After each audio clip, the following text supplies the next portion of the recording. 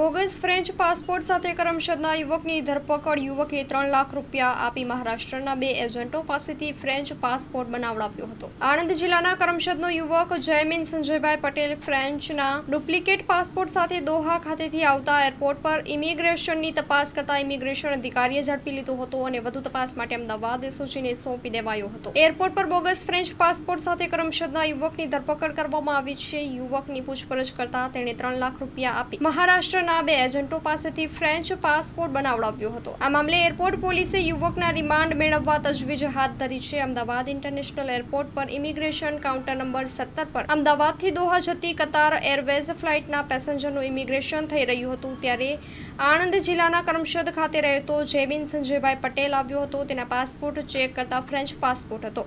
Passport જોતા જ તે ખોટો હોવાનું પ્રાથમિક રીતે જણાઈ આવ્યું હતું. ઉપરાંત તેમાં ઇમિગ્રેશનનો સિક્કો અને ઈ વિઝા બનાવવામાં આવ્યા હતા. તે પણ ફેક જણાઈ આવ્યા હતા. જેથી આ મામલે ઇમિગ્રેશન અધિકારીએ જેવીનને સાઈડમાં લઈ જઈ પૂછપરછ કરી તેની કડકાઈથી પૂછપરછ કરતા જણાવ્યું હતું કે આ ફ્રેન્ચ પાસપોર્ટ તેણે મહારાષ્ટ્રના મોહમ્મદભાઈ અને ઇરફાન પાસે બનાવ્યો હતો અને તેના પેટે તેમને 3 લાખ રૂપિયા ચૂકવી આપ્યા હતા. આ જ પાસપોર્ટ પર તેને કેનેડિયન ઈ વિઝા પણ એપ્લાય કરી દીધા હતા. આવી હકીકત બહાર આવ્યા બાદ પોલીસે જાણ કરવામાં આવી હતી, જેથી એરપોર્ટ પોલીસ ત્યાં આવી ગઈ હતી. આ મામલે ઇમિગ્રેશન અધિકારીએ જયવીન સામે ફરિયાદ નોંધાવતા પોલીસે તેની ધરપકડ કરી વધુ તપાસ આદરી છે. Story report by Nandlal Bhanushali, Anand.